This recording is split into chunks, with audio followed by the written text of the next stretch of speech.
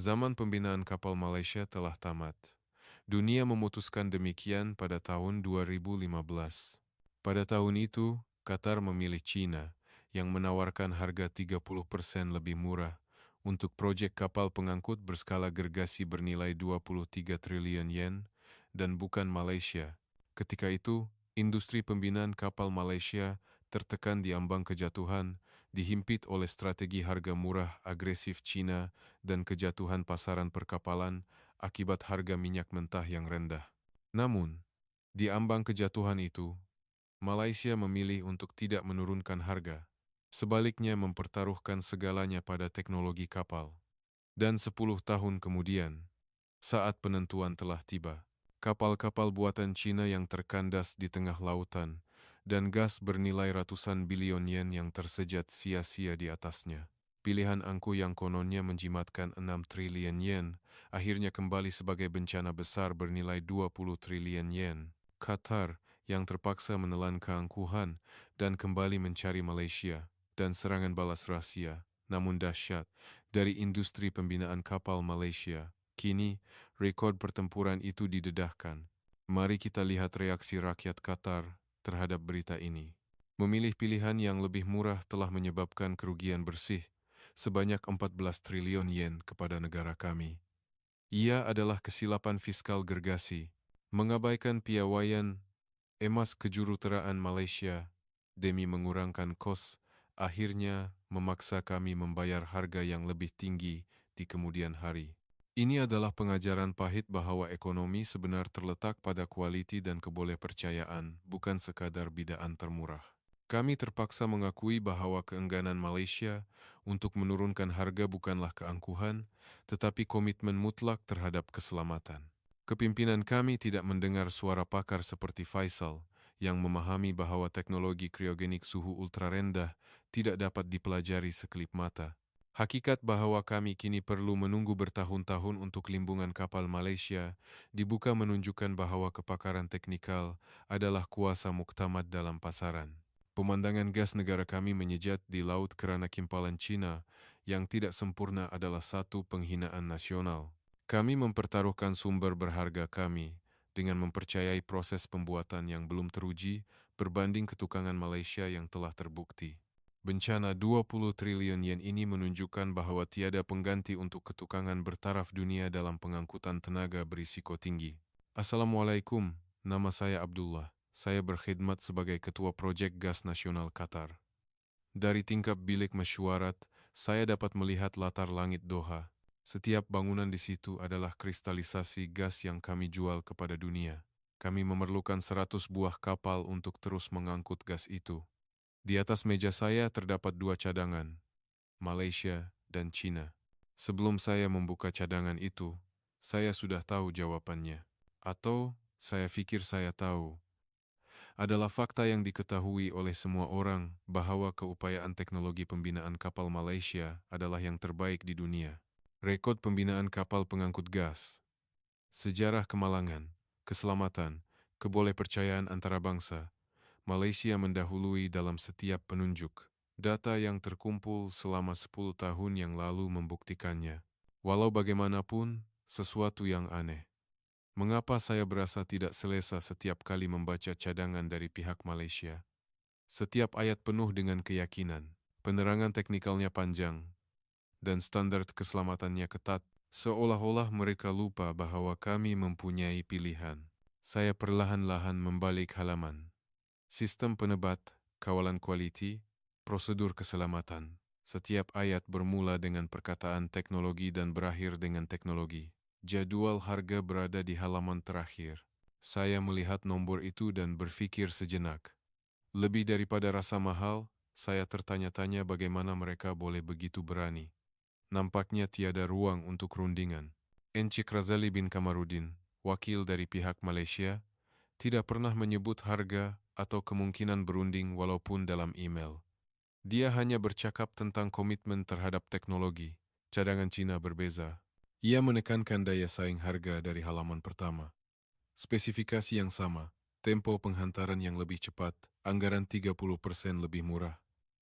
Ayat-ayat itu terasa seperti sedang menunggu pilihan kami. Saya berasa lega ketika membacanya. Kami akan mempunyai kelebihan di meja rundingan. Saya membandingkan kedua-dua cadangan itu bersebelahan. Teknologinya hampir sama, sistem pengangkutan, penebat, kaedah pendorongan di permukaan, kapal itu adalah kapal yang sama. Perbezaannya hanya pada harga dan sikap. Jika Malaysia menjual teknologi, China menawarkan urus niaga. Mesyuarat bermula. Faisal, ketua teknikal, masuk membawa file. Dia telah menghabiskan 20 tahun di lapangan. Sebaik sahaja Faisal melihat cadangan itu, dia menunjuk ke arah pihak Malaysia. Kapal pengangkut gas bukanlah sesuatu yang boleh dipilih berdasarkan harga, kata Faisal. Beliau berkata bahwa kerana ia adalah kapal khas, standar keselamatannya ketat. Beliau menekankan bahwa teknologi yang teruji adalah suatu kemestian. Beliau menambah bahwa limbungan kapal Cina masih kekurangan pengalaman. Saya mengangguk. Saya tidak fikir kata-kata Faisal itu salah. Tetapi saya juga tidak merasakan ia lengkap. Teknologi adalah penting. Tetapi keputusan tidak boleh dibuat berdasarkan teknologi semata-mata. Kami adalah orang yang menguruskan proyek negara. Kami membeli kapal dengan uang pembayar cukai. Angka 30% terus berlegar di kepala saya. Dengan uang itu, kami boleh melabur dalam infrastruktur lain. Kami boleh membina sekolah atau menambah bilangan hospital. Saya bertanya kepada Faisal, apakah tahap teknologi limbungan kapal Cina? Faisal teragak-agak seketika. Beliau berkata mereka berkembang pesat. Beliau menambah bahwa mereka telah mengumpul pengalaman dalam pembinaan kapal besar dalam beberapa tahun kebelakangan ini. Tetapi kapal pengangkut gas adalah berbeza. Beliau menekankan, beliau berkata pengalaman adalah sangat kurang. Saya membuka komputer riba saya. Saya mencari rekod terbaru limbungan kapal Cina. Mereka telah membina pelbagai kapal, kapal kontena, kapal kargo, kapal tangki. Skalanya juga besar. Pemindahan teknologi juga aktif. Mengapa mereka tidak boleh membina kapal pengangkut gas? Teknologi boleh dipelajari. Jurang akan berkurangan dari masa ke masa. Suasana bilik mesyuarat menjadi berat. Faisal tidak berkata apa-apa lagi. Peserta lain juga senyap. Saya tahu maksud kesunyian itu. Bukan bantahan, tetapi penerimaan. Industri pembinaan kapal Malaysia telah berusaha selama bertahun-tahun untuk mendapatkan kontrak ini. Mereka berkata, mereka akan memastikan dok mereka dibuka. Mereka berjanji untuk membina kapal itu sebagai keutamaan tertinggi. Ia hampir pada tahap rayuan. Walau bagaimanapun, jawaban Qatar adalah dingin. Malaysia mengenakan 210 bilion yen setiap kapal. China mengenakan 150 bilion yen setiap kapal. Saya menekan kalkulator. 100 kapal bermakna perbezaan 6 triliun yen. 6 triliun yen. Dengan uang itu, kami boleh merancang masa depan Qatar untuk 10 tahun akan datang. Pendidikan, penjagaan kesehatan, infrastruktur, jumlah uang yang boleh dilaburkan dalam setiap bidang. Saya mempertimbangkannya antara teknologi dan keboleh-laksanaan ekonomi. Tetapi imbangan sudah condong ke satu sisi. Risiko yang disebut oleh Faisal adalah hipotetikal. Ia mungkin berlaku, atau mungkin tidak. Tetapi penjimatan 6 triliun yen adalah hasil yang pasti. Angka yang boleh ditulis dalam laporan serta-merta. Saya menghubungi pihak Cina. Saya berkata, mari kita tetapkan jadwal untuk tinjauan teknikal. Saya memaklumkan bahwa kami akan melawat limbungan kapal secara langsung untuk mengesahkan. Mereka segera menjawab bahwa mereka mengalu-alukan. Mereka berkata mereka akan menyesuaikan dengan jadwal yang kami inginkan. Mereka berjanji untuk membuka semua kemudahan. Saya membuat cadangan yang sama kepada pihak Malaysia. Saya menghantar email kepada Encik Razali bin Kamaruddin, bertanya tentang jadwal tinjauan bersama dengan kemungkinan semakan harga. Jawaban tiba 2 hari kemudian. Beliau berkata pelarasan harga adalah sukar. Beliau berkata anggaran semasa adalah yang terbaik. Beliau menambah bahwa tinjauan dialu-alukan. Saya tersenyum sambil membaca email itu. Saya dapat merasakan keangkuhan. Adakah dia tidak tahu keadaan pasaran? Atau adakah dia sengaja mengabaikannya? Saya fikir keyakinan terhadap keupayaan teknologi adalah berlebihan. Dunia telah berubah. Ia bukan lagi monopoli. Saya tinggal bersendirian di pejabat pada waktu senja. Pemandangan malam Doha terbentang di luar tingkap. Semua cahaya itu adalah tenaga. Cahaya yang dihasilkan oleh gas yang kami jual. 100 buah kapal akan mengangkut tenaga itu ke dunia. Saya melihat semula cadangan di atas meja. Malaysia dan China. Teknologi dan harga. Saya mengambil pen. Saya mula membuat draft laporan kajian. Analisis keboleh-laksanaan ekonomi. Keperluan untuk kepelbagaian pasaran. Strategi untuk keluar dari monopoli bekalan. Ia logik. Alasan yang munasabah bagi sesiapa sahaja yang melihatnya. Angka 6 triliun yen terpapar pada monitor. Ia adalah hasil yang pasti. Ia adalah realiti, bukan hipotesis. Angka ini lebih konkret daripada risiko yang dibimbangkan oleh Faisal. Sambil menaip pada papan kekunci, saya berpikir, proyek ini akan meningkatkan kerjaya saya satu tahap. Orang yang bertanggung jawab kerana menjimatkan 6 triliun yen daripada bajet negara, ia adalah pencapaian yang akan kekal dalam rekod. Lagipun, kapal adalah produk, angka adalah jawapannya. Saya percaya begitu. Saya menghabiskan draft laporan itu selepas tengah malam. Saya mematikan monitor dan pulang ke rumah. Angka 6 triliun yen terus berlegar di kepala saya semasa saya berbaring di katil. Ia adalah hasil yang pasti. Ia adalah pilihan yang munasabah bagi sesiapa sahaja yang melihatnya. Keesokan paginya, mesyuarat dipanggil. Faisal masuk membawa fail. Terdapat dua himpunan dokumen. Satu adalah analisis teknikal limbungan kapal Malaysia. Yang lain adalah penilaian risiko limbungan kapal Cina.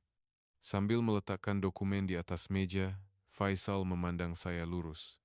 Saya perlukan sedikit masa, kata Faisal.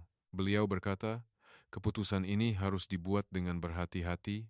Beliau menekankan bahwa kapal pengangkut gas adalah dimensi yang berbeza daripada kapal kargo biasa.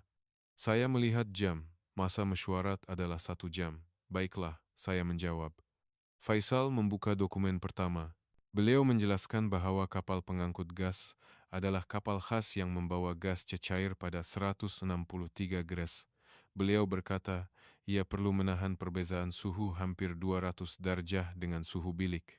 Beliau memberi amaran bahwa jika penebat tersilap walaupun 1 mm, gas akan tersejat. Beliau menambah bahwa gas yang tersejat perlu dibuang. Beliau menekankan bahwa ia adalah kerugian ratusan bilion yen setiap pelayaran. Saya mengangguk. Ia adalah kandungan yang saya tahu. Tetapi saya tidak faham mengapa itu harus menjadi sebab untuk mengecualikan Cina. Faisal beralih kepada topik kimpalan. Beliau berkata kimpalan kapal pengangkut gas adalah berbeza daripada kapal biasa. Beliau menjelaskan bahwa alloy khas digunakan supaya logam tidak retak walaupun pada suhu ultra rendah. Beliau berkata ia mengambil masa 5 tahun untuk melatih seorang juru kimpal. Beliau menambah bahwa limbungan kapal Malaysia mempunyai ratusan juru kimpal sedemikian. Bagaimana dengan Cina? Saya bertanya. Faisal terdiam seketika.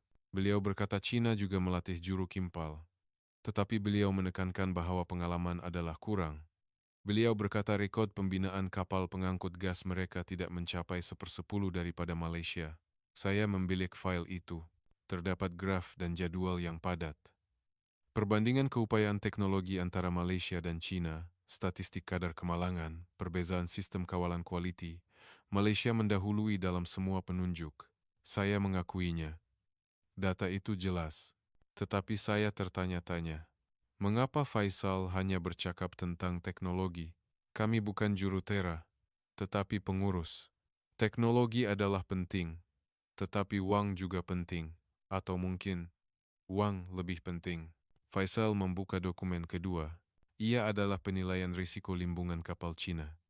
Ia merumuskan kes kapal gas yang dibina di Cina dalam tempo 3 tahun kebelakangan ini. Terdapat 12 kapal semuanya. Beliau berkata, masalah utama berlaku pada 3 daripadanya. Kadar kemalangan 25%. Faisal menekankan. Beliau menambah bahwa Malaysia adalah kurang daripada 1%.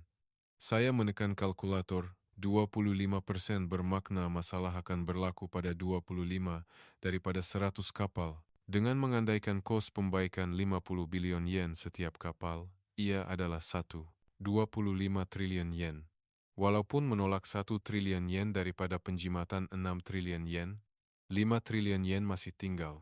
Saya menyebut nomor itu. Walaupun mengambil kira risiko, 5 triliun yen masih dijimatkan, saya berkata. Faisal tidak menjawab. Bilik mesyuarat menjadi sunyi. Peserta lain juga senyap. Saya tahu maksud kesunyian itu. Tiada logik untuk membantah. Faisal mengeluarkan kad terakhir.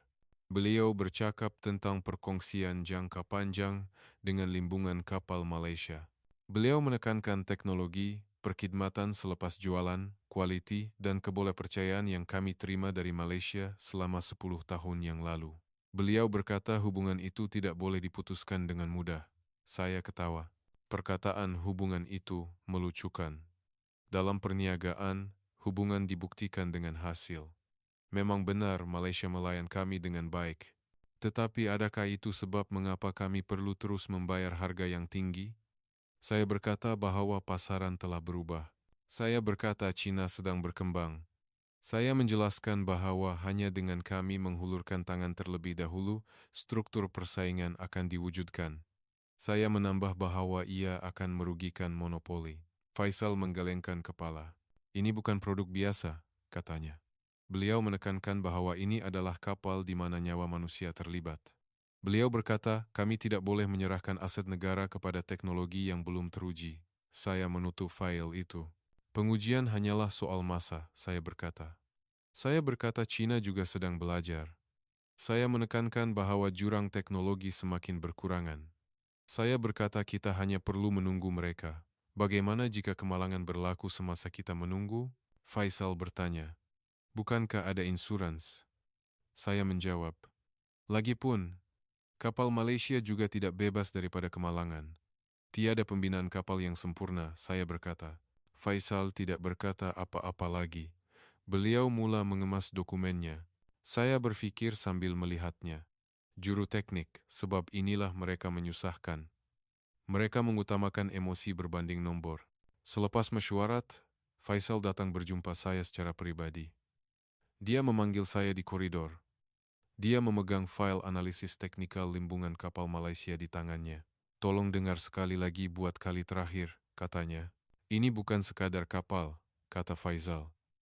Beliau berkata ia adalah kapal khas yang perlu menahan suhu ultra rendah, 1163 derajat Celcius. Beliau menekankan bahwa menyerahkan proyek gergasi ini kepada limbungan kapal Cina yang belum teruji adalah pertaruhan yang berbahaya. Saya berhenti dan memandangnya. Kenaifan juru teknik itu menjengkelkan. Saya mengemukakan realiti pahit yang Faisal elakkan. Faisal, nampaknya awak hanya melihat teknologi, tetapi bukan bagaimana dunia berfungsi. Adakah awak benar-benar tidak tahu keadaan industri pembinaan kapal Malaysia sekarang? Defisit berbilion-bilion yen yang bermula dari 2015, pemecatan besar-besaran. Mengapa awak fikir negara yang mempunyai teknologi hebat yang awak sebutkan itu didorong ke ambang kejatuhan? Faisal teragak-agak seketika. Itu disebabkan oleh subsidi kerajaan Cina dan strategi harga murah agresif, bukan kerana kekurangan teknologi, katanya. Beliau menambah bahwa ia juga disebabkan oleh kemelesetan sementara ekonomi global. Apapun alasannya, hasilnya adalah satu, saya berkata. Malaysia runtuh tanpa belas kasihan di bawah strategi harga murah Cina. Ini adalah aliran pasaran yang tidak dapat dielakkan. Awak ini cuba meletakkan masa depan Qatar di atas kapal yang hampir karam. Saya sebaliknya takut dengan keputusasaan mereka. Jika mereka mengorbankan kualiti demi wang, atau jika kemalangan berlaku kerana mereka cuba memenuhi tarikh akhir secara paksa, adakah awak akan bertanggung jawab? Sebaliknya, China mempunyai dana yang melimpah. Teknologi adalah sesuatu yang boleh dipelajari. Faisal membuka mulutnya tetapi tidak dapat menjawab. Dia mungkin terkaku dengan serangan saya berdasarkan fakta. Saya menambah pukulan terakhir.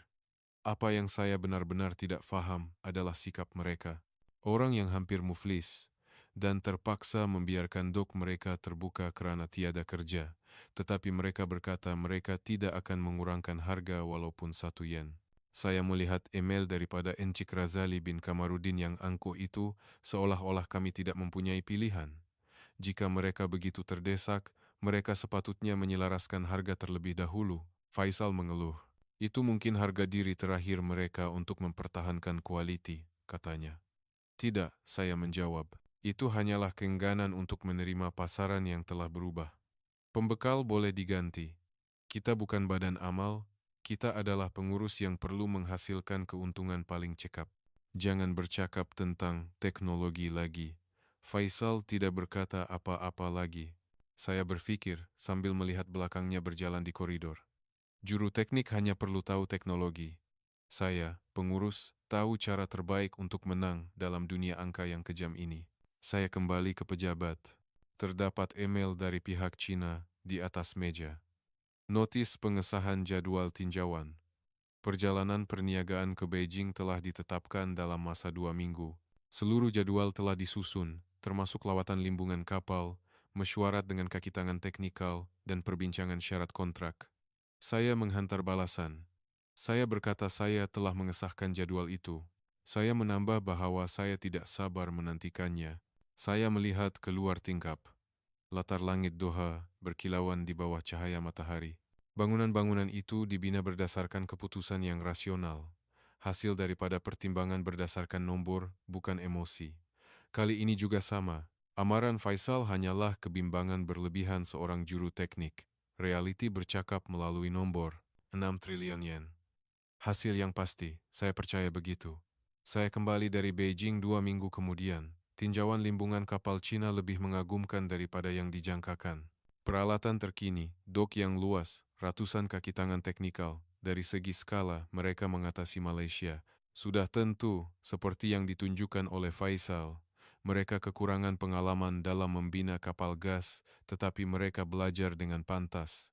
Sekembalinya ke hotel, saya membuat laporan, menyusun penilaian kemudahan, analisis teknikal, dan faktor risiko secara objektif. Kesimpulannya jelas, risiko wujud, tetapi ia boleh diurus. Dan ia bukanlah risiko yang perlu kita korbankan penjimatan 6 triliun yen. Keesokan harinya selepas kembali ke Doha, mesyuarat akhir dipanggil, 12 peserta berkumpul. Ketua proyek, pegawai keuangan, ketua pasukan teknikal, penasihat undang-undang, dan Faisal. 2 cadangan diletakkan bersebelahan di atas meja bilik mesyuarat. Saya memulakan pembentangan. Saya menunjukkan analisis keboleh-laksanaan ekonomi pada slide pertama. Malaysia 21 triliun yen, China 15 triliun yen. Apabila saya menekankan perbezaan 6 triliun yen dengan huruf besar, bilik mesyuarat menjadi senyap. Saya beralih ke slide seterusnya dan menunjukkan analisis risiko. Saya menyatakan kadar kemalangan limbungan kapal China sebanyak 25%, tetapi di sebelah saya juga menunjukkan anggaran kerugian. Walaupun mengandaikan kes terburuk, ia adalah 1,5 triliun yen, dan menolaknya daripada 6 triliun yen, 4,5 triliun yen masih tinggal. Pegawai keuangan bertanya sama, ada ia boleh ditanggung oleh insurans, dan saya menjawab bahwa premium mungkin sedikit lebih tinggi, tetapi ia boleh ditanggung. Penasihat undang-undang bertanya sama, ada jaminan kualiti boleh dimasukkan dalam syarat kontrak. Saya menjelaskan bahwa kami telah berunding dengan pihak Cina dan bersetuju dengan klausa pembaikan tanpa kos dan penalti jika prestasi tidak dipenuhi. Saya membalik slide dan menunjukkan pelan pemindahan teknologi dan proses berasingan. Semuanya telah disediakan, tiada kelemahan. Slide terakhir memaparkan kesimpulan dalam huruf tebal. Shore pemilihan limbungan kapal Cina. Alasannya jelas. Kelebihan ekonomi dan risiko yang boleh diurus. Saya menamatkan pembentangan dan bertanya sama ada terdapat sebarang soalan. Tiada siapa yang mengangkat tangan. Pandangan mereka tertumpu pada dokumen di atas meja. Saya melihat Faisal. Dia menundukkan kepalanya. Sejak pertemuan di koridor 2 minggu lalu, dia tidak pernah datang berjumpa saya, dan dia senyap semasa mesyuarat. Walaupun sebagai ketua teknikal, dia tidak bercakap tentang teknologi. Saya melihat sekeliling peserta, pegawai keuangan menekan kalkulator, dan penasihat undang-undang sedang meneliti draft kontrak. Semua orang berpura-pura sibuk, tetapi tiada siapa yang mahu melihat mata saya. Sesiapa yang mempunyai pendapat, sila berikan. Saya menunggu. Saya pikir, seseorang patut bercakap. Sama ada bersetuju atau membantah, mereka patut memberikan pendapat. Tetapi bilik mesyuarat terus senyap. Saya melihat Faisal sekali lagi, tangannya mengusap dokumen di atas meja, dan bibirnya bergetar sedikit. Saya tahu, dia mempunyai sesuatu untuk dikatakan, tetapi dia memilih untuk berdiam diri. Pegawai keuangan berdeham, dan berkata keboleh-laksanaan ekonomi adalah jelas. Beliau menambah bahwa penjimatan 6 triliun yen adalah angka yang tidak boleh diabaikan dan pelan pengurusan risiko kelihatan munasabah. Penasihat undang-undang juga bersetuju bahwa syarat kontrak adalah menguntungkan bagi kami dan tidak akan menimbulkan masalah undang-undang. Saya bertanya kepada Faisal, sama ada beliau mempunyai pendapat sebagai ketua teknikal. Faisal mengangkat mukanya dan memandang saya seketika. Matanya dipenuhi dengan keputusasaan. Tiada pendapat tambahan, jawabnya. Saya faham, dia telah berputus asa. Kata-kata yang saya ucapkan di koridor 2 minggu lalu telah mendiamkannya. Juru teknik hanya perlu tahu teknologi. Keputusan pengurusan adalah peranan pengurus. Kalau begitu, saya anggap ia sebagai persetujuan sebulat suara. Tiada siapa yang membantah. Saya mengeluarkan dokumen keputusan yang telah disediakan. Perkara, tempahan kapal proyek gas. Keputusan, pemilihan limbungan kapal Cina. Sebab, kelebihan ekonomi dan tahap risiko boleh diurus. Persetujuan semua peserta, tiada bantahan. Saya membaca dokumen itu, mengambil pen, dan menandatangani di sebelah nama saya, kemudian menyerahkannya kepada orang di sebelah saya. Pegawai keuangan mengambilnya dan menandatangani, dan penasihat undang-undang juga menandatangani. Dokumen itu beredar di meja, dan setiap orang menandatangani, tiada siapa yang menolak. Apabila giliran Faisal tiba, dia memegang pen dan teragak-agak selama 5 saat sebelum menandatangani. Ketua Teknikal Faisal, tanda tangannya terukir pada dokumen itu. Apabila dokumen itu kembali kepada saya, semua tanda tangan telah selesai. 12 orang, sebulat suara, tiada bantahan dicatatkan. Mesyuarat ditamatkan. Pemberitahuan akhir kepada pihak Cina akan dibuat esok. Tarikh pemeteraian kontrak akan dimaklumkan kemudian. Peserta berdiri dan meninggalkan bilik mesyuarat seorang demi seorang. Tiada ucapan atau tahniah. Mereka hanya hilang secara senyap. Saya tinggal bersendirian di bilik mesyuarat dan melihat dokumen yang telah ditandatangani di atas meja. 12 tanda tangan, 1 keputusan. Di luar tingkap, cahaya matahari petang Doha memantul pada tingkap kaca. Cuaca cerah. Saya berpikir dalam cahaya itu. Ini adalah betul, rasional dari segi ekonomi dan munasabah dari segi logik.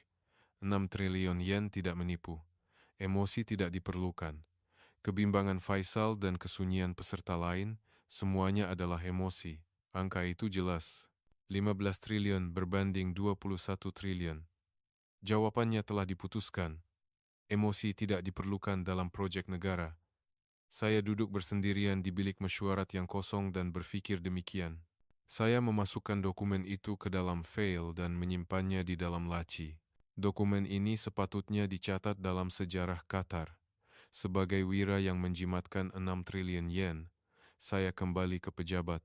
Saya mengarahkan setiausaha saya untuk menghubungi pihak Cina, memaklumkan mereka tentang pemilihan akhir, dan memberitahu mereka bahwa pengumuman rasmi dijadwalkan esok pagi. Selepas setiausaha keluar, saya duduk di kerusi dan menyemak peti masuk email saya. Saya melihat email yang saya terima dari limbungan kapal Malaysia, Encik Razali bin Kamarudin. Ia adalah pertanyaan tentang jadwal tinjauan yang saya terima 2 minggu lalu, email yang saya tidak balas. Saya meletakkan tetikus di atasnya dan mengklik butang padam.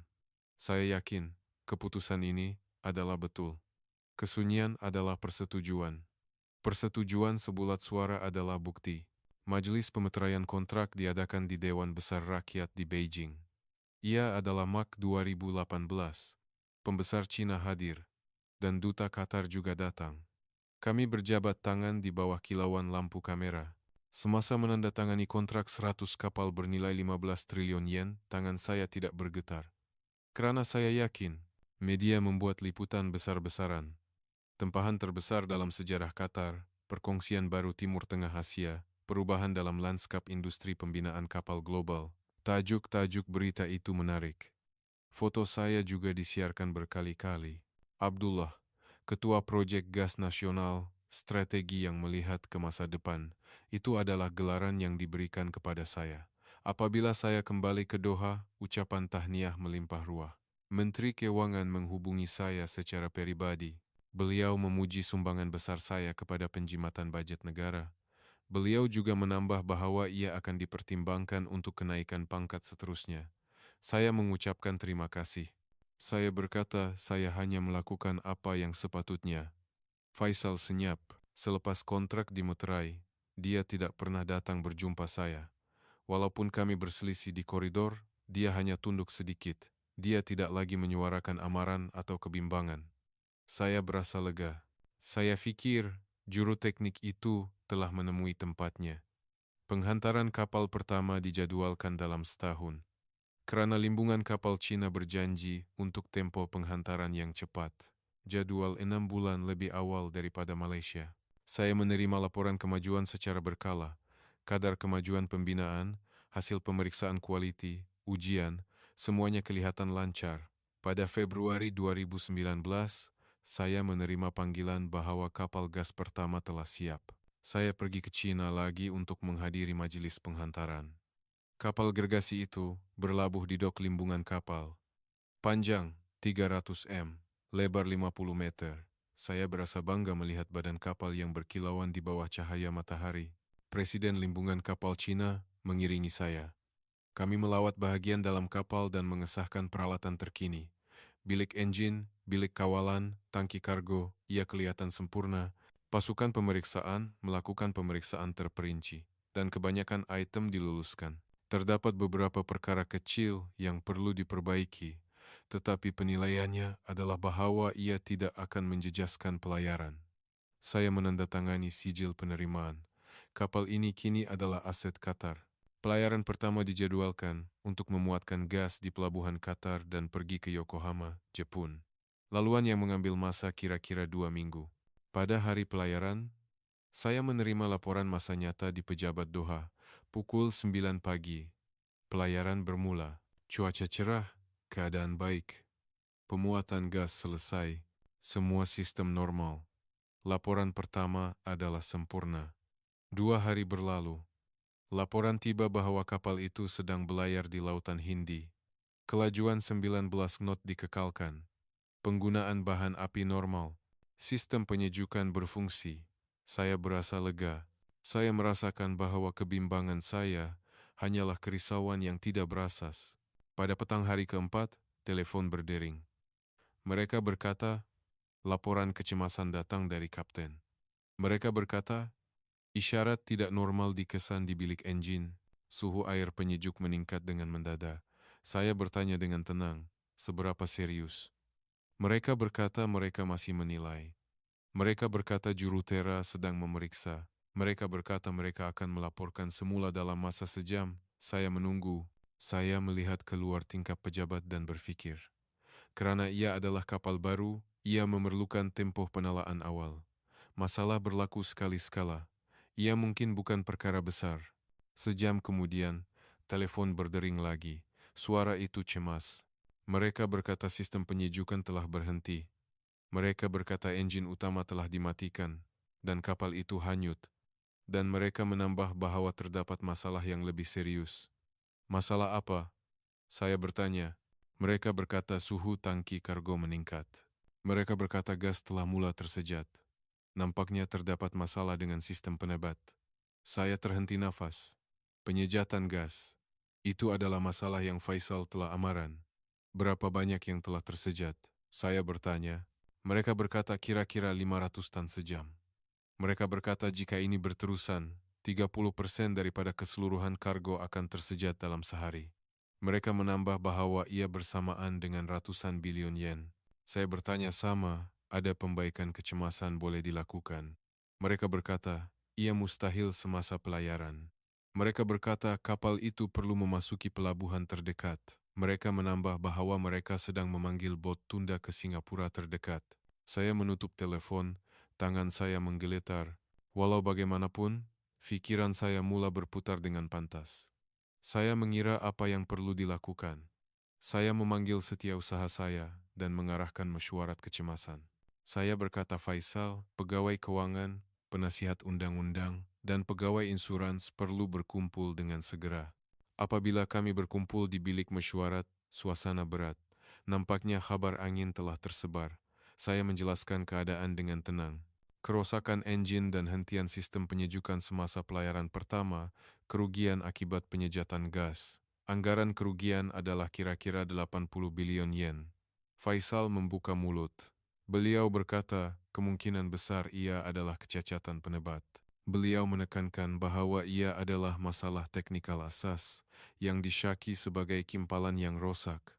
Saya memandang Faisal. Kali ini, saya tidak boleh menerima kata-katanya. Karena saat saya mengakui ini adalah masalah struktur, itu bermakna 99 kapal yang tinggal juga akan mengalami masalah yang sama. Saya berkata ia harus dilihat sebagai case terpencil. Saya berkata ia adalah kerusakan sementara yang mungkin berlaku semasa proses pembuatan. Saya berkata kami akan meminta pemeriksaan kecemasan dan menuntut pembaikan tanpa kos daripada limbungan kapal Cina. Saya menekankan bahwa terdapat jaminan dalam kontrak. Pegawai insurans bertanya, adakah kerugian ini boleh ditanggung oleh insurans? Saya menjawab bahwa ia boleh. Saya berkata insurans kapal dan insurans kargo akan menanggungnya. Saya menambah bahwa premium akan meningkat, tetapi ia boleh ditanggung. Pegawai keuangan menekan kalkulator. Beliau berkata kerugian 80 bilion yen, kos pembaikan 20 bilion yen, dan kerugian akibat gangguan operasi 30 bilion yen, berjumlah kira-kira 130 bilion yen. Tetapi beliau menambah bahwa ia adalah 2% daripada penjimatan 6 triliun yen. Kata-kata itu melegakan saya. Angka itu menyelamatkan saya. 130 bilion yen adalah besar, tetapi ia hanya 2% daripada 6 triliun yen. Keboleh-laksanaan ekonomi masih unggul. Saya menghubungi limbungan kapal Cina. Saya menuntut mereka menghantar pasukan teknikal kecemasan ke Singapura. Saya mengarahkan mereka untuk mengenal pasti punca dan membaiki dengan segera. Mereka berjanji untuk mengambil tindakan segera. Kami juga menyediakan respons media. Saya membuat siaran akhbar. Kapal baru mengalami penalaan kecil semasa pemeriksaan awal. Pembetulan sedang dijalankan mengikut prosedur normal. Tiada masalah keselamatan. Saya tidak menggunakan perkataan kemalangan. Saya menggunakan perkataan pemeriksaan. Faisal berkata lagi. Beliau berkata, kapal yang tinggal juga perlu diperiksa sepenuhnya. Beliau memberi amaran bahwa masalah yang sama mungkin berlaku. Saya menggelengkan kepala. Saya berkata ia adalah tindak balas yang berlebihan. Saya berkata ini adalah kes kerusakan terpencil. Saya menekankan bahwa kapal yang tinggal hanya perlu diperiksa dengan lebih teliti. Saya menekankan bahwa pemeriksaan sepenuhnya adalah pembaziran masa dan kos. Saya menamatkan mesyuarat dan mengarahkan setiap orang mengendalikan tugas yang diamanahkan. Ia mungkin masalah sementara. Saya bergumam kepada diri sendiri, hanya nasib malang. Itu boleh berlaku pada kapal pertama. Ia akan baik-baik saja selepas ini. 2 minggu kemudian, saya menerima laporan bahwa pembaikan telah selesai di Singapura, pertukaran enjin, pemasangan semula sistem penyejukan, pengukuhan penebat, semua kerja telah selesai. Mereka berkata mereka bersedia untuk belayar semula. Saya percaya lagi, masalah itu telah diselesaikan. Ia akan beroperasi secara normal sekarang. Karena angka itu masih menyebelahi saya. Menolak 130 bilion yen daripada 6 triliun yen, 5,87 triliun yen masih tinggal. Ia masih penjimatan yang besar. Saya percaya tiada masalah. 4 tahun berlalu. Ia adalah musim luruh 2023. Dalam tempo itu, 42 kapal gas buatan Cina telah dihantar. Kebanyakan beroperasi tanpa masalah. Walaupun terdapat kerusakan kecil, tiada yang serius seperti kemalangan pertama. Saya berasa lega. Saya mula percaya bahwa kemalangan 2019 benar-benar kerusakan sementara. Angka itu juga masih menyebelahi saya. Kesan penjimatan 6 triliun yen terus dikekalkan. Media juga senyap. Kebimbangan awal hilang, dan ia dinilai sebagai strategi perolehan yang berjaya oleh Qatar. Saya dinaikkan pangkat. Saya menjadi ketua bahagian infrastruktur tenaga. Saya diberikan kuasa dan tanggung jawab yang lebih luas. Faisal masih senyap. Kami berselisih dalam mesyuarat berkala, tetapi dia tidak lagi membangkitkan kebimbangan teknikal. Dia hanya membuat laporan yang diperlukan dan tidak membantah keputusan saya. Saya berasa selesa dengannya. Pada suatu petang, pada bulan Oktober, setiausaha saya bergegas masuk. Dia berkata laporan telah tiba. Dia berkata kemalangan serius telah berlaku pada kapal nomor 14. Ia bermula lagi, pikir saya, tetapi saya kekal tenang. Dalam 4 tahun dengan 42 kapal beroperasi, adalah normal secara statistik untuk satu lagi kemalangan berlaku. Saya mengarahkan dia membawa laporan itu. File tebal diletakkan di atas meja. Laporan lapangan, analisis teknikal, anggaran kerugian, semakan undang-undang, dan lampiran di bahagian belakang. Saya secara kebiasaan membuka halaman anggaran kerugian. Melihat nomor terlebih dahulu adalah cara saya. Kerusakan enjin, hentian sistem penyejukan, penyejatan gas. Anggaran kerugian 95 bilion yen. Ia sama seperti 2019. Ia adalah jenis kemalangan yang sama. Saya ingin menganggapnya sebagai kebetulan, tetapi saya berasa tidak selesa. Saya membalik halaman. Ia adalah laporan analisis teknikal. Ia menyatakan bahwa punca kemalangan disyaki sebagai gabungan kecacatan penebat dan kimpalan yang rosak, dan satu ayat menarik perhatian saya. Disyaki sebagai masalah struktur yang sama dengan kemalangan kapal nomor 1 pada 2019, masalah struktur. Perkataan itu bergema di kepala saya. Jika ia adalah masalah struktur, bukan kerusakan terpencil, itu bermakna kapal yang tinggal juga menghadapi risiko yang sama. Saya terus membalik halaman. Analisis teknikal terperinci, graf suhu, data tekanan, nomor kompleks disenaraikan. Saya bukan jurutera, jadi saya tidak dapat memahami semuanya. Tepat ketika saya hendak melangkau, saya melihat kulit hadapan lampiran.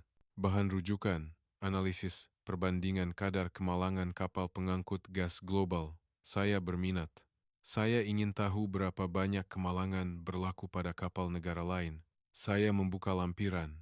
Terdapat jadwal di halaman pertama. Statistik kadar kemalangan mengikut negara.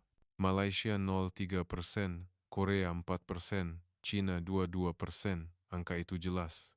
China jauh lebih tinggi. Saya membalik halaman seterusnya. Kajian case industri pembinaan kapal Malaysia telah dikeluarkan.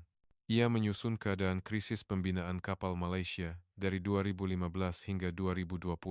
Kejatuhan mendadak dalam bahagian pasaran akibat strategi harga murah agresif China, pengumpulan defisit berbilion-bilion yen, penstrukturan semula besar-besaran. Itu adalah kandungan yang saya katakan kepada Faisal. Asas mengapa saya berkata Malaysia sedang runtuh, ia adalah kapal yang karam, walau bagaimanapun, perenggan seterusnya berbeza. Dalam situasi krisis, pembinaan kapal Malaysia memilih strategi untuk mengembangkan jurang teknologi dan bukannya menurunkan harga. Tangan saya berhenti. Mengabaikan persaingan harga, apakah maksudnya saya membaca terus? Syarikat pembinaan kapal utama Malaysia melabur secara intensif dalam pembangunan teknologi inovatif untuk kapal gas dari 2015. Teknologi penebat suhu ultra rendah, kaedah kimpalan khas, sistem pengurusan kualiti otomatik, mereka melabur ratusan bilion yen. Ia berkata mereka tidak menghentikan pembangunan teknologi walaupun dalam keadaan defisit. Mengapa mereka berbuat demikian? Saya tertanya-tanya. Mengapa mereka membelanjakan uang untuk pembangunan teknologi sedangkan mereka hampir muflis? Bukankah tugas mereka untuk mendapatkan kerja dengan menurunkan harga? Jawabannya ada di halaman seterusnya. Malaysia mendefinisikan kapal gas sebagai domain monopoli teknologi, bukan produk persaingan harga. Matlamatnya jelas, membina kapal yang pelanggan terpaksa pilih, bukan kapal yang pelanggan pilih. Kapal yang terpaksa dipilih. Saya membaca ayat itu berulang kali. Saya terus membaca. Ia berkata limbungan kapal Malaysia membangunkan penebat yang boleh bertahan lebih dari 30 tahun dalam persekitaran suhu ultra rendah 163 Gres. Ia berkata mereka menurunkan kadar kimpalan yang rosak di bawah 0,01%. Ia berkata mereka mendigitalkan keseluruhan proses untuk meminimumkan variasi kualiti, dan hasilnya ditunjukkan.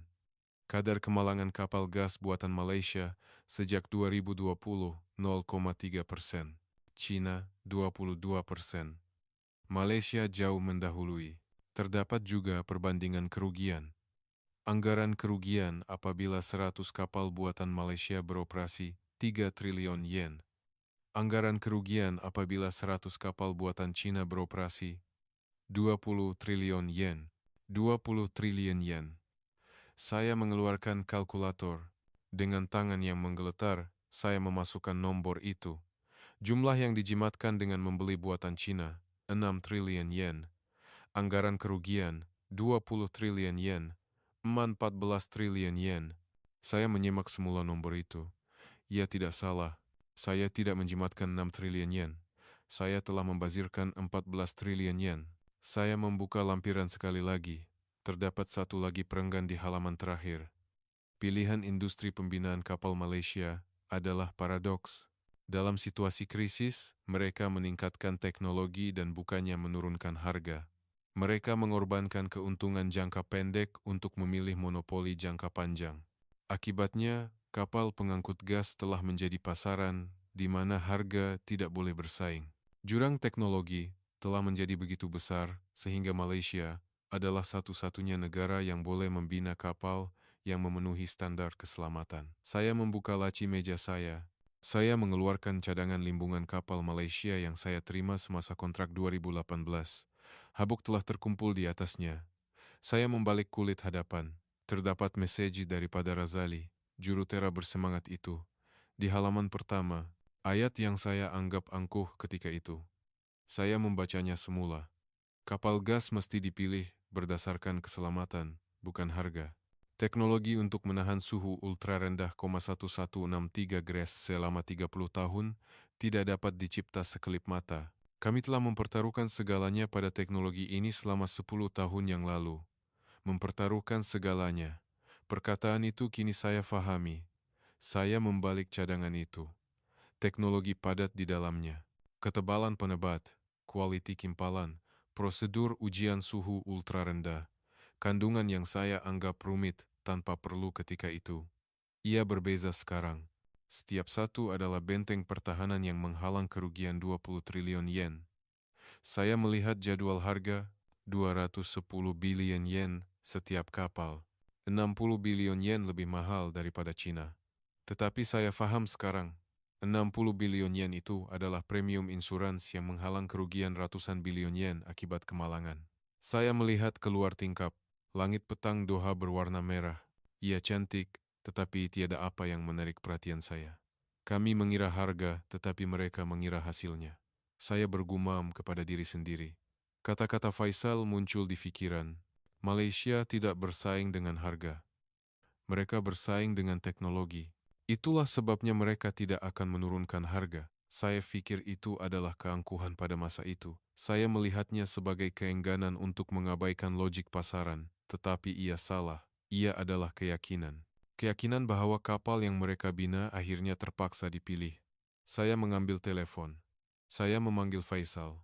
Loceng berdering 3 kali. Hello. Suara Faisal kedengaran. Saya telah melihat laporan itu, saya berkata. Termasuk lampiran. Kesunyian berlaku. Saya tahu kata-kata apa yang Faisal sedang tunggu. Tetapi saya tidak dapat mengucapkannya. Kata-kata mengakui bahwa awak betul. Saya salah. Mari kita adakan mesyuarat esok. Saya hanya berkata demikian. Saya membuka lampiran sekali lagi. Saya membaca kajian kes limbungan kapal Malaysia dari awal hingga akhir, perlahan-lahan, tidak melepaskan satu ayat pun. Hanya pada masa itu saya faham apa yang dilakukan oleh negara yang saya tidak pilih. Apa yang mereka sediakan semasa kami melihat jadwal harga dan betapa besarnya kesilapan yang saya lakukan. Keesokan harinya, mesyuarat itu tidak diadakan. Telepon berdering pada pukul 5 pagi. Mereka berkata kemalangan lain berlaku pada kapal nomor 27. Kerusakan enjin, hentian sistem penyejukan, penyejatan gas. Korak yang sama. Dalam satu hari, 2 kapal terkandas serentak. Saya bergegas ke pejabat, Faisal sudah ada di sana. Laporan teknikal bertimbun di mejanya. Terdapat tanda-tanda dia bekerja sepanjang malam. Pemeriksaan sepenuhnya diperlukan, kata Faisal. Suaranya menggeletar. Beliau berkata 58 kapal yang dibina di dok yang sama perlu diperiksa sepenuhnya. Sekarang juga. Saya tidak dapat menjawab. Saat saya mengarahkan pemeriksaan sepenuhnya, itu bermakna saya secara rasmi mengakui bahwa saya salah, bahwa saya, yang mengabaikan amaran Faisal 4 tahun lalu, adalah salah. Mari kita baiki 2 kapal ini sahaja buat masa ini. Saya hanya berkata demikian. Faisal menggelengkan kepala. Tuan Abdullah, ini bukan masalah terpencil. Ini adalah kecacatan struktur. Kapal yang dibina dengan plan reka bentuk yang sama semuanya membawa bom masa yang sama. Adakah awak mempunyai bukti? Saya bertanya. Bukti pasti bahwa kesemua 58 kapal bermasalah. Faisal mengeluarkan dokumen. Beliau meletakkan laporan analisis kemalangan kapal nomor 114 dan 27 bersebelahan. Masa kemalangan, bahagian yang rosak, dan jenis kecacatan sepadan sepenuhnya. Dokumen yang menunjukkan bahwa ia bukan kebetulan. Saya akan meminta persatuan kapal antarabangsa untuk pemeriksaan, kata Faisal. Beliau berkata pengesahan pihak ketiga yang bebas diperlukan. Saya mengangkat tangan. Tunggu, saya berkata. Jika persatuan kapal antarabangsa campur tangan, media akan mengetahuinya. Saya berkata kegagalan strategi perolehan Qatar akan didedahkan kepada seluruh dunia. Kami masih perlu melakukannya, suara Faisal tegas. Ini adalah masalah yang melibatkan nyawa manusia. Kami tidak boleh menyembunyikannya lagi. Saya senyap karena saya tidak mempunyai logik untuk membantah. November 2023. Pasukan penyiasat Persatuan Kapal Antarabangsa tiba di Qatar. Pasukan yang terdiri daripada 12 pakar dari 3 negara. Mereka menyiasat 3 kapal yang bermasalah pada tahap pembongkaran selama 3 bulan, Februari 2024. Keputusan awal dikeluarkan. Ralat reka bentuk penebat, kualiti kimpalan yang lemah, kelemahan struktur sistem penyejukan, 3 kecacatan bertindak secara gabungan, kata mereka. Dan terdapat ayat yang menentukan, kemungkinan besar semua kapal yang dibina pada tempoh dok yang sama mempunyai kecacatan yang sama, kesemua 58 kapal, Mike, laporan akhir dikeluarkan.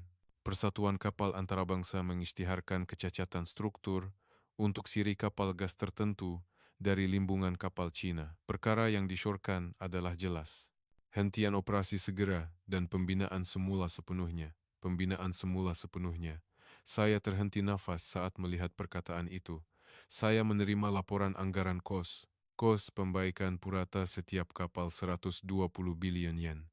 58 kapal berjumlah kira-kira 7 triliun yen, tambah kerugian kemalangan yang telah berlaku 3 triliun yen, tambah kerugian peluang akibat gangguan operasi 10 triliun yen.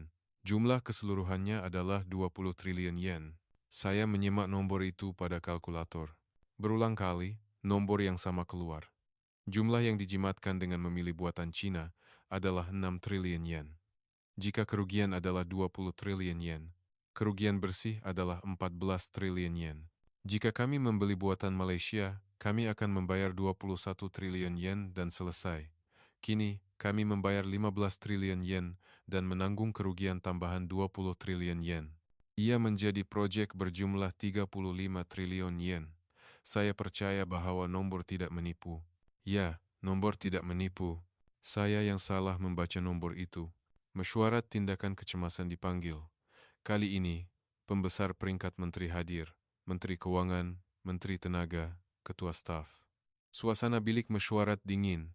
Saya mula melaporkan mengenai situasi semasa, skala kerugian, dan langkah-langkah masa depan. Suara saya bergetar, dan tangan saya yang membalik slide basah dengan peluh. Skala kerugian dianggarkan 20 triliun yen. Saya akhirnya menyebut perkataan itu. Menteri Keuangan mengetuk meja. Bagaimana mungkin 20 triliun yen? Tanyanya. Bukankah kami memilih Cina untuk menjimatkan 6 triliun yen? Ia adalah kegagalan pengurusan risiko, saya menjawab. Pengesahan teknikal tidak mencukupi. Jika awak tahu pengesahan tidak mencukupi, mengapa awak memilihnya? Tanya Menteri Tenaga. Adakah tiada bantahan dalaman? Dia mendesak. Saya melihat Faisal. Dia menundukkan kepalanya. Saya perlu menjawab. Terdapat bantahan. Saya mengakui. Saya berkata, Ketua Teknikal mencadangkan limbungan kapal Malaysia. Tetapi saya mengutamakan keboleh-laksanaan ekonomi, saya berkata. Kalau begitu, siapa yang akan bertanggung jawab? Tanya Ketua Staf. Saya menjawab. Pembuat keputusan akhir adalah saya. Bilik mesyuarat menjadi senyap. Semua orang memandang saya. Hanya pandangan dingin, bukan simpati atau sagu hati. Mesyuarat tamat, dan saya tinggal bersendirian. Saya melihat keluar tingkap. Langit Doha mendung. Ia kelihatan seperti akan hujan. Saya bertemu Faisal di koridor. Dalam perjalanan kembali ke pejabat, dia melihat saya dan berhenti. Saya sepatutnya mendengar kata-kata awak.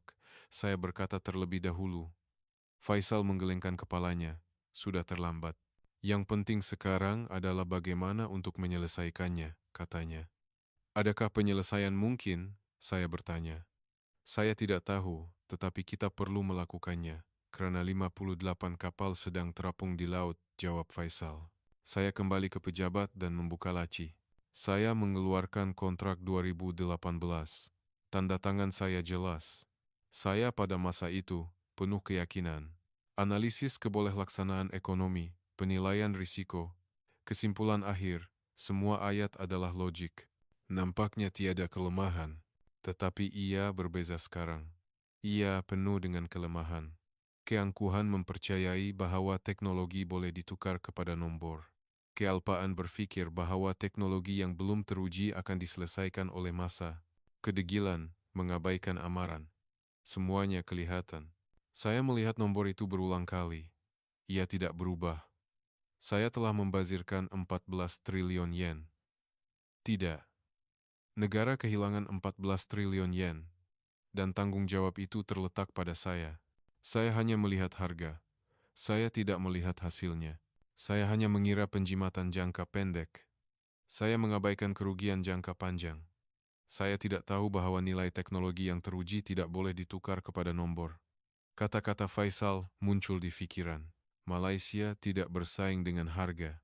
Mereka bersaing dengan teknologi. Itulah sebabnya mereka tidak akan menurunkan harga. Saya faham sekarang. Mereka tidak boleh ditewaskan, tetapi mereka memutuskan untuk tidak kalah. Mereka tahu bahawa nilai teknologi akan terjejas saat mereka menurunkan harga. Saya cuba menjadi wira penjimatan 6 triliun yen, tetapi saya menjadi pesalah pembaziran 14 triliun yen. Angka benar-benar tidak menipu.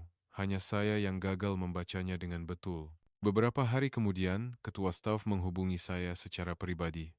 Beliau mengarahkan saya untuk menyelesaikan masalah terlebih dahulu dan bertanggung jawab kemudian. Beliau berkata saya perlu menyelesaikan masalah 58 kapal itu. Saya mencari penyelesaian. Saya berunding dengan limbungan kapal Cina. Saya menuntut pembaikan tanpa kos, tetapi jawaban mereka jelas. Tempo jaminan kecacatan kontrak telah tamat, kata mereka. Pembaikan berbayar adalah mungkin, tetapi mereka tidak dapat menjamin pemulihan teknikal yang sempurna, kata mereka. Saya bertanya kepada Faisal, adakah masalah boleh diselesaikan jika dibaiki di Cina? Mustahil, kata Faisal tegas. Ini adalah masalah reka bentuk itu sendiri. Pembaikan separa tidak akan berfungsi. Ia perlu dibina semula dari awal. Dari awal lagi. Saya tahu maksud perkataan itu. Pembinaan semula. Ia bermakna 58 kapal perlu dilupuskan dan dibina semula. Kalau begitu, di mana kita akan membina? Saya bertanya. Faisal tidak menjawab, tetapi kami berdua tahu, hanya ada satu pilihan. Malaysia, Mei 2024. Saya menghantar email kepada Razali bin Kamarudin selepas 6 tahun. Saya menghantar email kepada orang yang saya padamkan emailnya pada 2018. Tangan saya menggeletar. Subjeknya ringkas. Permintaan rundingan pembinaan kapal gas. Badan email juga ringkas. Abdullah, Ketua Projek Gas Nasional. Saya meminta rundingan mengenai tempahan kapal gas. Sila balas. Sila balas. Saya berasa malu menggunakan perkataan itu. 6 tahun lalu, saya adalah pihak yang memilih. Dan kini saya adalah pihak yang meminta. 2 hari kemudian, balasan tiba dari Razali. Tuan Abdullah, sudah lama tidak berjumpa. Saya telah menerima permintaan rundingan. Sila berikan kuantiti dan jadwal yang spesifik, dan kami akan mempertimbangkannya. Ia adalah formal, tetapi saya dapat merasakan jarak.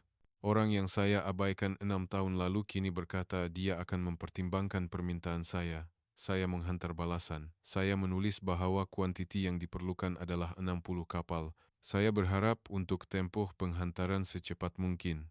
Saya menambah bahwa syarat harga akan mengikut cadangan syarikat mereka, mengikut cadangan syarikat Anda. Perasaan terhina melanda saya semasa saya menulis ayat itu. 6 tahun lalu, saya menuntut penurunan harga. Tetapi kini saya berkata saya akan membayar apa sahaja yang mereka tetapkan. Seminggu kemudian, balasan tiba. Ia lebih lambat daripada yang dijangkakan. Saya berasa cemas. Kami telah meneliti hasilnya. Jadwal pengeluaran kami telah disahkan sepenuhnya sehingga 2028. Tempahan baharu akan mungkin selepas 2029. 2029, 5 tahun kemudian. Itu bermakna 58 kapal perlu terapung di laut atau ditambat tanpa beroperasi selama 5 tahun. Saya memanggil mesyuarat kecemasan. Faisal, penasihat undang-undang, dan pegawai keuangan berkumpul. Saya berkongsi balasan Razali. 5 tahun terlalu lama, kata pegawai keuangan. Beliau berkata, kerugian akibat gangguan operasi sahaja akan menjadi astronomi. Bagaimana jika kita menawarkan premium, cadang, penasihat undang-undang? Beliau berkata kami akan membayar tambahan untuk mempercepatkan jadwal. Saya melihat Faisal. Adakah mungkin? Saya bertanya. Kami boleh coba, jawab Faisal. Tetapi jangan letak harapan tinggi. Saya menghantar email kepada Razali lagi. Kali ini, saya memilih perkataan dengan teliti. Pertanyaan mengenai kemungkinan pelarasan jadwal. Kami bersedia membayar premium. Kami menawarkan jumlah tambahan 20%. 20%. Itu adalah tambahan 42 bilion yen setiap kapal. 60 kapal berjumlah 2052 triliun yen. Jumlah yang tidak dapat dibayangkan 6 tahun lalu. 3 hari kemudian, balasan tiba. Ia ringkas. Maaf, kami tiada ruang sekarang, tanpa mengira premium. Mustahil dari segi fizikal, tiada ruang.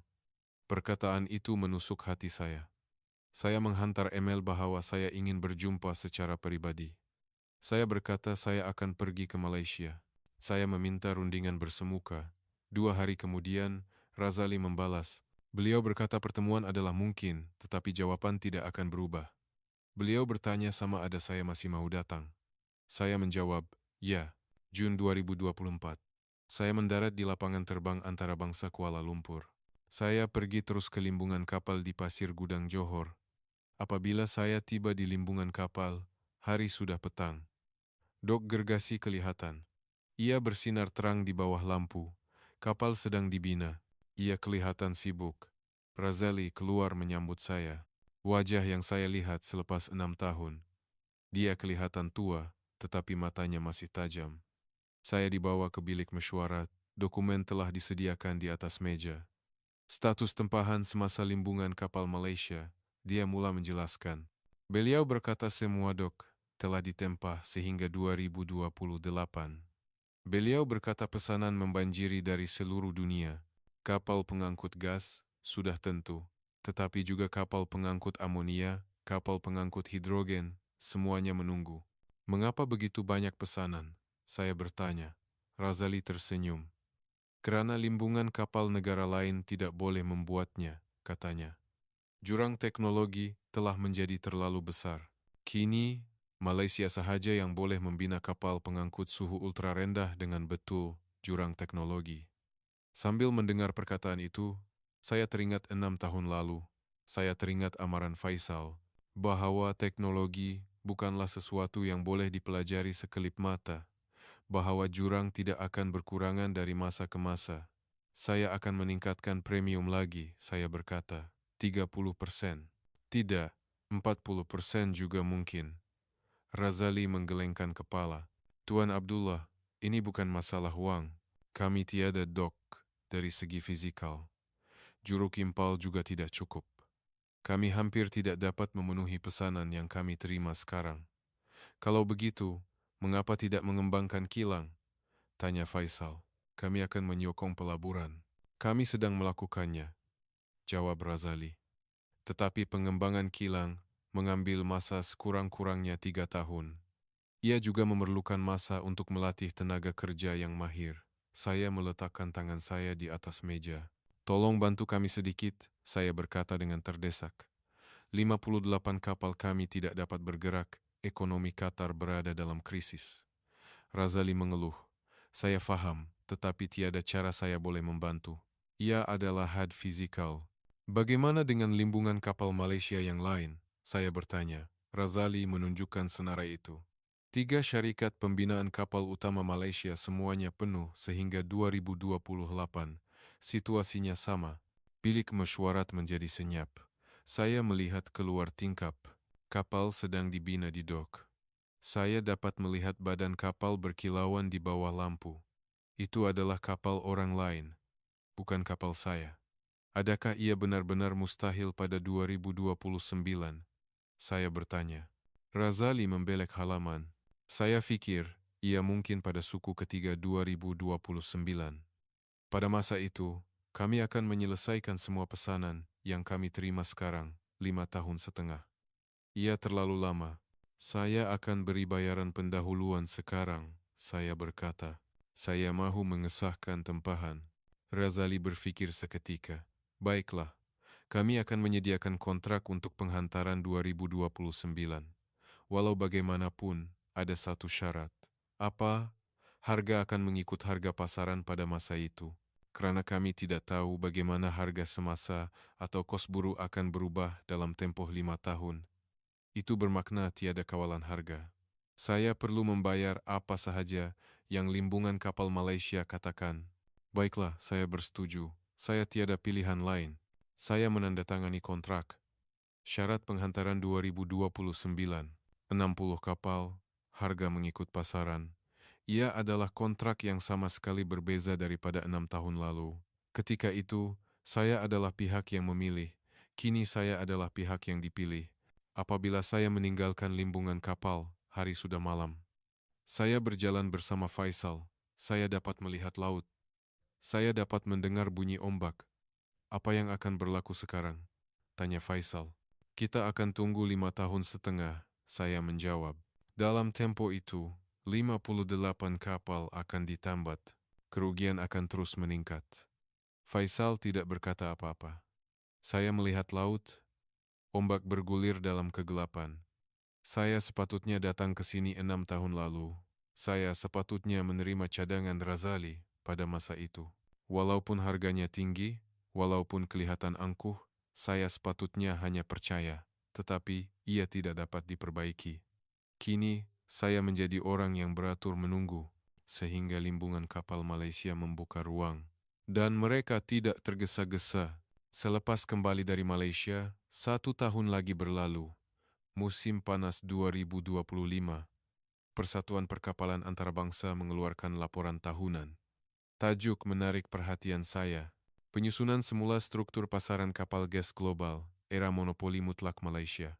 Saya memuat turun laporan itu dan mula membaca, dan angka-angka mengejutkan disenaraikan dari halaman pertama. Ia menyatakan bahwa daripada jumlah keseluruhan 160 tempahan kapal gas baru di seluruh dunia pada 2025, limbungan kapal Malaysia menerima kesemua 160 kapal. Ia menyatakan bahwa China tidak menerima walaupun 1 kapal, dan analisis itu diteruskan dengan mengatakan bahwa negara lain telah tersingkir sepenuhnya daripada persaingan karena kekurangan keupayaan teknologi.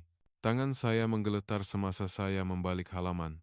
Tetapi ini bukan sekadar laporan statistik, ia seperti laporan penyiasatan yang menunjukkan apa yang saya terlepas. Laporan itu mengesan perubahan selama 10 tahun dari 2015 hingga 2025. Ia menjelaskan bahwa walaupun pada 2015 terdapat struktur persaingan antara Malaysia dan China, ia menganalisis bahwa China melancarkan strategi harga murah agresif dengan sokongan subsidi kerajaan, dan bahagian pasarannya meningkat dengan pesat. Kandungan itu merekodkan secara terperinci bahwa industri pembinaan kapal Malaysia mencatatkan defisit berbilion-bilion yen, menjalani penstrukturan semula, dan seluruh industri didorong ke ambang kejatuhan, dengan puluhan ribu orang kehilangan pekerjaan. Walau bagaimanapun, dari perenggan seterusnya, kisah yang sama sekali berbeza bermula. Ia menyatakan bahwa strategi yang dipilih oleh industri pembinaan kapal Malaysia dalam situasi krisis bukanlah pengunduran, tetapi penumpuan. Ia menjelaskan bahwa semua sumber dilaburkan dalam pembangunan teknologi inovatif untuk kapal gas. Mereka memperoleh paten yang 10 tahun lebih maju dalam teknologi penebat suhu ultra rendah, dan mereka menyelesaikan sistem automatik kimpalan, menurunkan kemungkinan kesilapan manusia di bawah 0,01%. Ia menganalisis bahwa pelaburan itu mula membuahkan hasil dari 2020 dan kadar kemalangan menurun secara mendadak, dan syarikat insurans mula memberikan diskaun premium hanya kepada kapal gas buatan Malaysia. Analisis itu menekankan bahwa 2023 adalah titik perubahan. Kemalangan berantai berlaku pada kapal gas buatan Cina, dan Persatuan Kapal Antarabangsa mengisytiharkan kecacatan struktur, dan pada saat itu, kepercayaan pasaran runtuh sepenuhnya.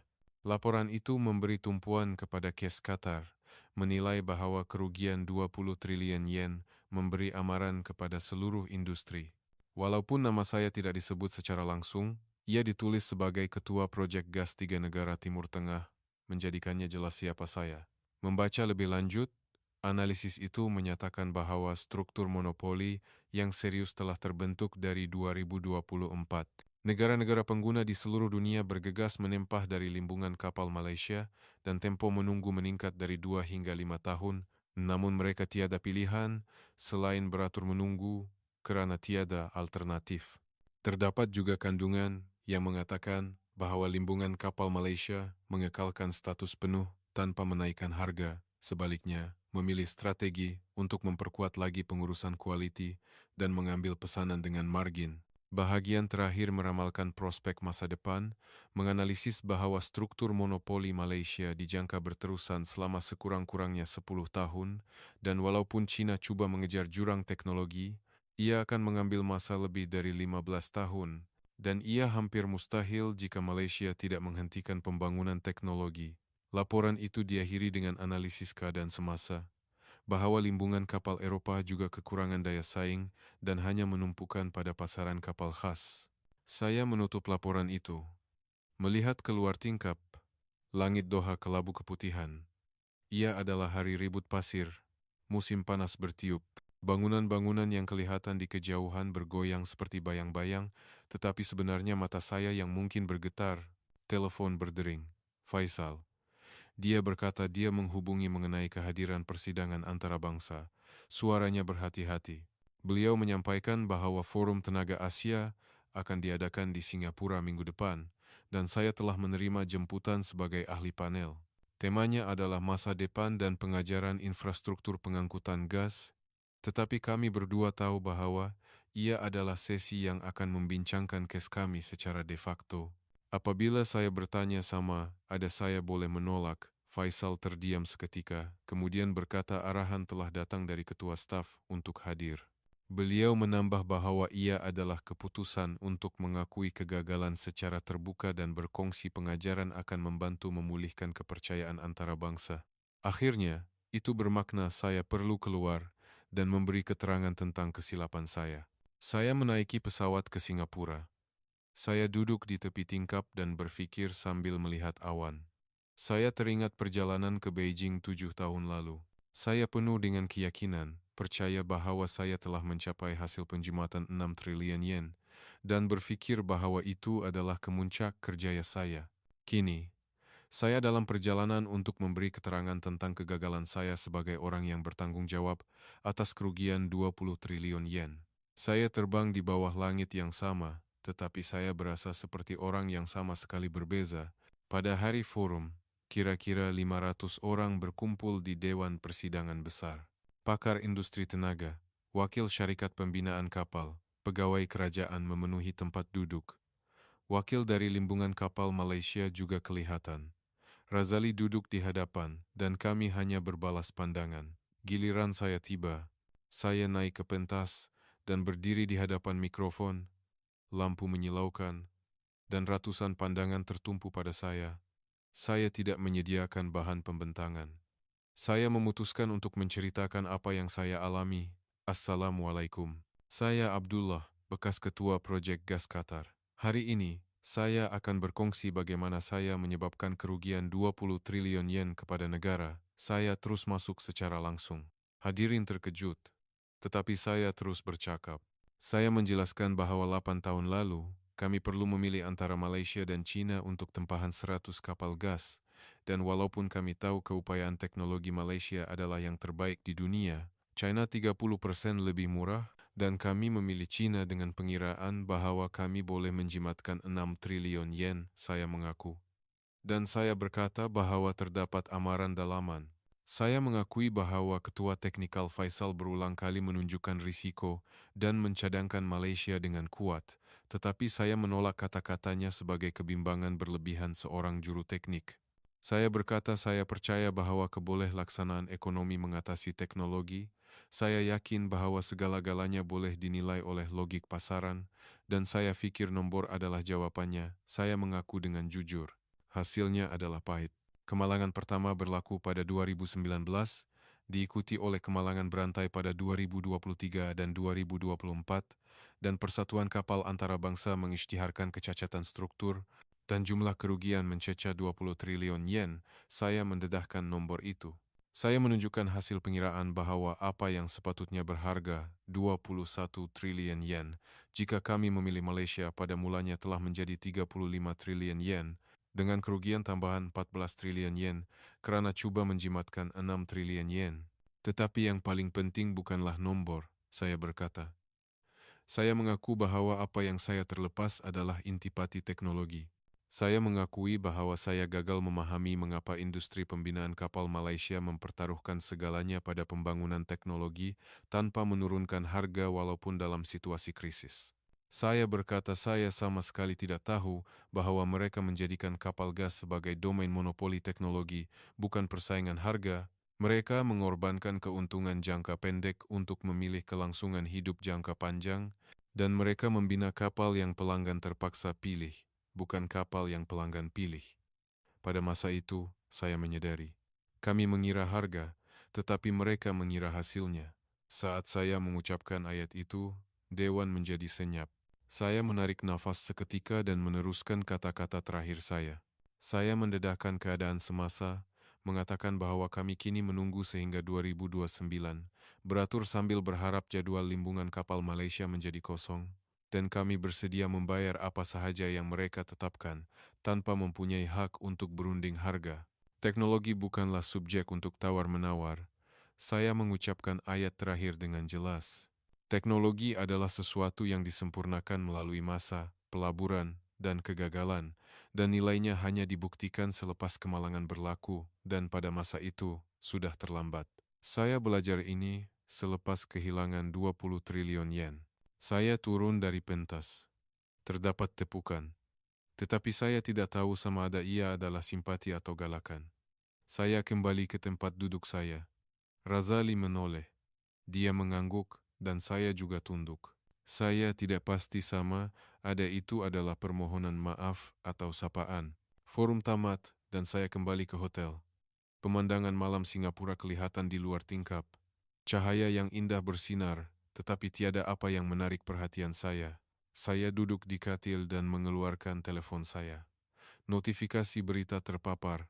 Orang yang bertanggung jawab atas krisis gas mengaku kerugian 20 triliun yen di forum antarabangsa, itu adalah tajuknya. Saya tidak membaca artikel itu. Saya meletakkan telepon dan melihat siling. Angin penyaman udara terasa sejuk. Saya ingat melihat siling di hotel Beijing 7 tahun lalu. Pada masa itu, saya mabuk dengan kejayaan. Angka penjimatan 6 triliun yen bersinar di kepala saya, dan saya yakin nama saya akan kekal dalam sejarah. Sekarang, saya juga akan kekal dalam sejarah. Tetapi atas sebab yang sama sekali berbeza, saya menutup mata saya. Saya seolah-olah mendengar suara Faisal. Kata-kata itu terus bergema. Ini bukan sesuatu yang boleh dipilih dengan harga. Dia betul. Dia betul dari awal hingga akhir. Dan saya salah dari awal hingga akhir. Teknologi adalah sesuatu yang lebih berharga daripada segala-galanya. Apa pendapat Anda tentang artikel ini? Mari kita lihat reaksi orang ramai terhadap berita ini. Saya berasa bangga sebagai rakyat Malaysia dengan teknologi. Saya masih ingat berita sekitar 2015, betapa sukarnya industri pembinaan kapal Malaysia pada masa itu. Walaupun tertekan oleh strategi harga murah Cina dan dikatakan sudah berakhir, tukang di lapangan tidak pernah melepaskan harga diri mereka. Saya percaya bahwa pengajaran bahwa pembelian murah akhirnya akan kembali menghantui mereka sendiri adalah kebenaran universal dalam setiap industri pembuatan modern. Saya yakin bahwa pengurusan keselamatan Malaysia yang teliti dan semangat ketukangan yang meletakkan jiwa dalam bahagian yang tidak kelihatan akhirnya akan menyelamatkan dunia.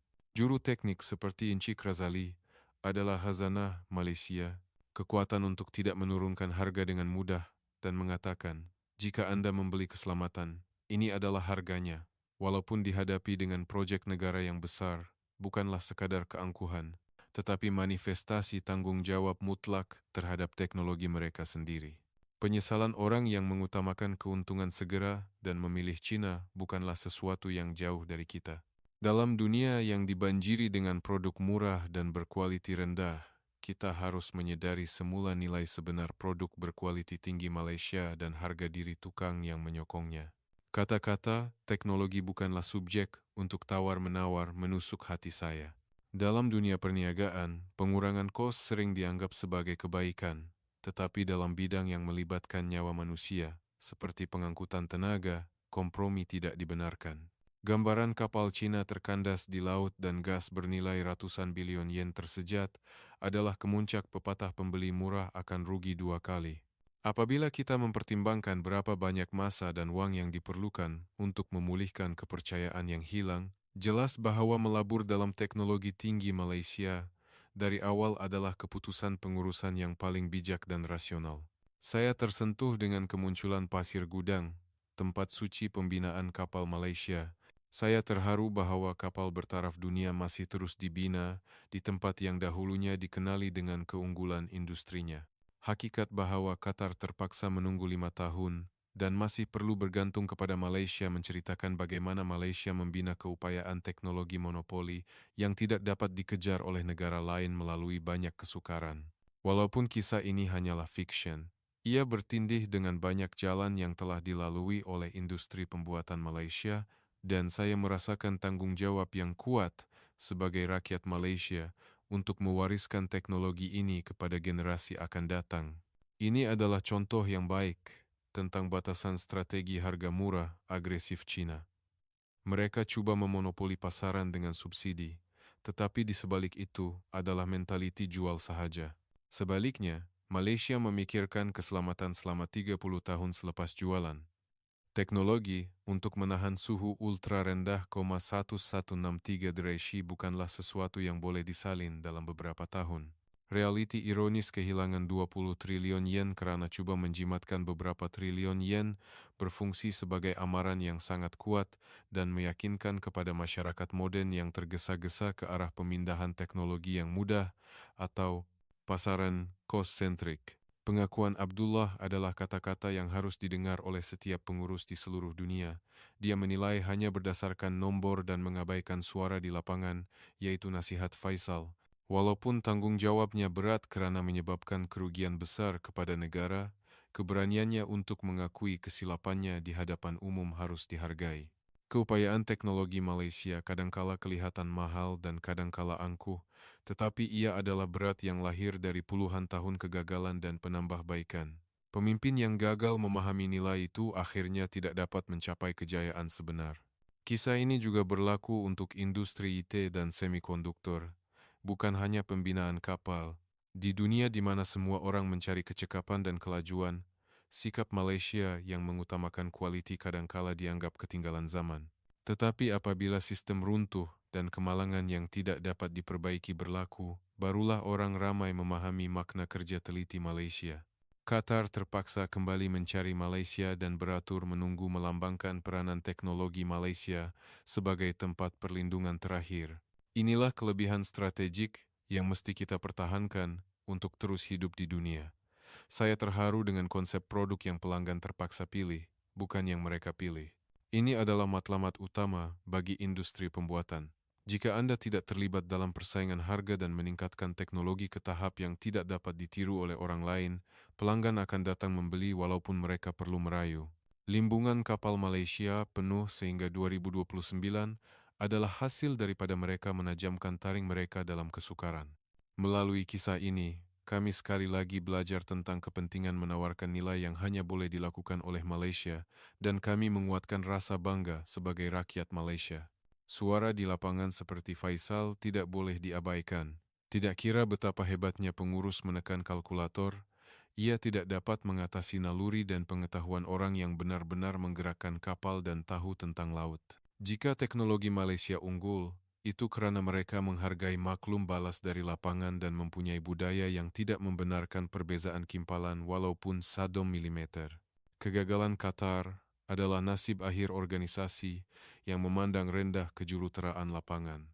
Bagi Malaysia untuk memimpin dunia semula, budaya mementingkan lapangan ini mesti terus dipertahankan sebagai asas negara. Impak angka kerugian 20 triliun yen adalah luar biasa. Hakikat bahawa cuba menjimatkan 6 triliun yen menyebabkan kerugian bersih 14 triliun yen dengan jelas menunjukkan bagaimana keuntungan jangka pendek boleh membutakan mata.